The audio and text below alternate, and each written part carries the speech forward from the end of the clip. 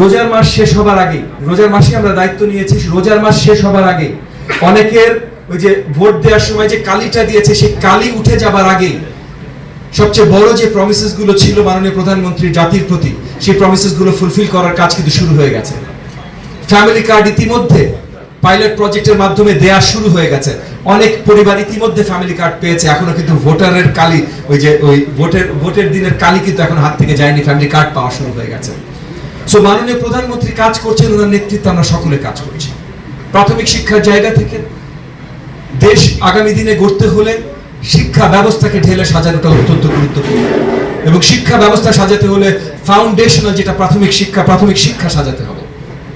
সেই জায়গা থেকে মাননীয় প্রধানমন্ত্রীর স্ট্রিক্ট ইনস্ট্রাকশনস আছে যে আগামী 5 বছরের ভেতরে, আমি জাস্ট গোল লাইন কিছু আপনাদেরকে বলে দিচ্ছি, আগামী 5 বছরের ভেতরে আমরা 96+% ফুল আমাদের সব শিক্ষার্থীদের, মানে বিটুইন 6 to 10 year old সকলকে আমরা প্রাথমিক বিদ্যালয়ে দেখতে চাই। 96% মানে পুরো বাংলাদেশের একমাত্র স্মার্ট সিটি বসুন্ধরা এখন আরো নিরাপদ, আধুনিকতায় আরো এক ধাপ এগিয়ে।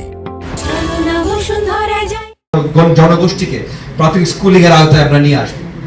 সকলকে ইউনিফর্ম, দিনের খাবার, আরো অনেক কিছুর ব্যবস্থা আগামী 5 বছরের ভিতরে মানে পূর্ণাঙ্গভাবে করা হবে।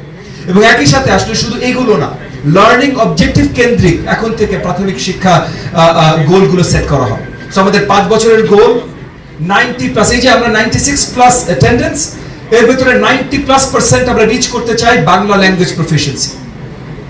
80%+ আমরা রিচ করতে চাই, যেখানে এটা আমাদের 30% এখন নাই, 80%+ আমরা রিচ করতে চাই অঙ্ক গণিতে প্রফিশিয়েন্সি।